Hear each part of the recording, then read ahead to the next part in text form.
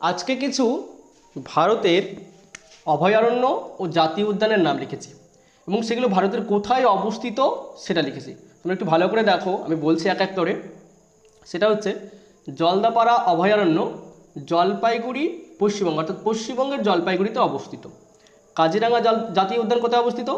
জোরহাট, আসাম। সোনাই রূপাই অভয়ারণ্য কোথায় অবস্থিত? আসামে অবস্থিত। কোথায়? আসামে। কাঞ্চনজঙ্ঘা জাতীয় উদ্যান গ্যাংটক, সিকিমের গ্যাংটকে অবস্থিত।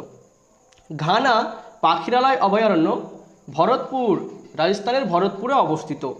চন্দ্রপ্রভা অভয়ারণ্য উত্তরপ্রদেশে অবস্থিত। আচানাকা অভয়ারণ্য ছত্তিশগড়ে অবস্থিত। দাচিগ্রাম অভয়ারণ্য জম্মু কাশ্মীরে অবস্থিত।